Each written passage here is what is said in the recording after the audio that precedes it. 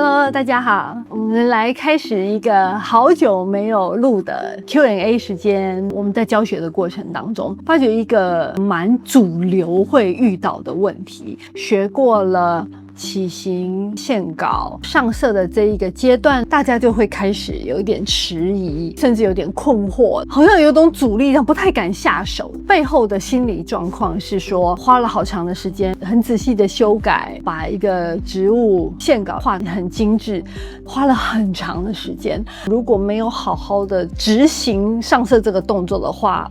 那有可能画坏掉，前面的努力都会浪费了、报废了，这样这是非常非常可惜。所以在这样子的一个很强的风险意识在这前头呢，会让大家在上色的时候想要寻求一些方法论啦、经验啦，或者是一些技巧啦，或者是规则咯、惯例咯等等，大家都会开始寻求这些东西，不太敢自己下去摸索。这时候学生去问出一个问题：老师，这些颜色，那我要先画深色还是先画浅色？这就变成学生在经过刚刚那么多的心理状态的转变之下，然后脱口而出的问题。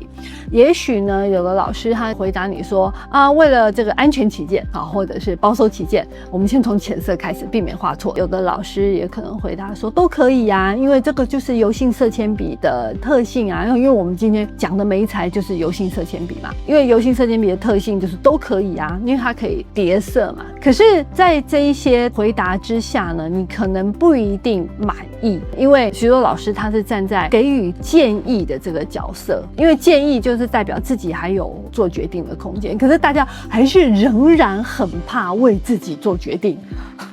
因为自己做决定自己就要负责，这样子。不管是怎么样的回答，实务经验还是蛮重要的，希望能够回应到同学们这样子的问题。我们就做了一个实测，这个实测的设计呢也不是什么很难的设计，就很简单，找了2个老师临摹同样的题材，然后用不同的方式来画。一个老师先画深色再画浅色，然后另外老师呢先画浅色再画深色，2个不同的选择。我就想要请问我们其中一位参与的老师，在开始实测之前，你觉得我们这样子的实测能够多少比例或者是多少程度的回答学生有关于先画深还是先画浅的这个问题呢？我觉得可能回答还是有限吧，每个人对深的感觉不一样。我觉得黑色是深，还是我觉得一个深咖啡色是深，那每个人他用的力道均匀程度可能也都不一样。其实我们在做这个实验设计之前，其实就有意识到说我们2个不同的人来画同样的主题，即便是主题一样、媒材一样，然后规则也都说得很清楚，可是每一个人的差异仍然是很大的，包括说大家看到被临摹的那个主题的感受是不一样的，对颜色的解读是不一样的，甚至你在上色的时候的力道、手势等等的，其实都会不一样。所以呢，这个实验出来能够回应先深还是先浅的这个问题，其实我们在做设计的时候就知道，大概只有60%、65%，顶多了不起到70%能够回答这样子的问题，因为其中还是有30%到40%是每个人不同的差异所造成的。但是至少有人愿意用实测的方式来回应这个问题，也许这样子的一个结果，它不一定能够告诉你一个单一的答案，但是也许会让你对于这个问题有更多的感受，有更多的理解，甚至对各位有一些的启发。我觉得呢，这个就是在艺术教育上面能够达到的效果，其实这样子就够了。那我们现在就进入这个我们刚刚设计的这个实测环节。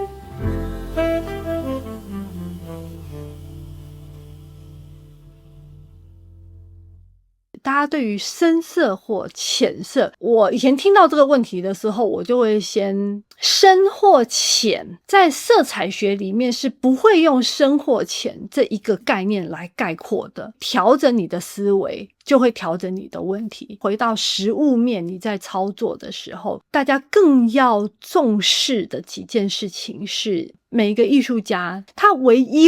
依赖不是规则，不是通则，不是惯例，而是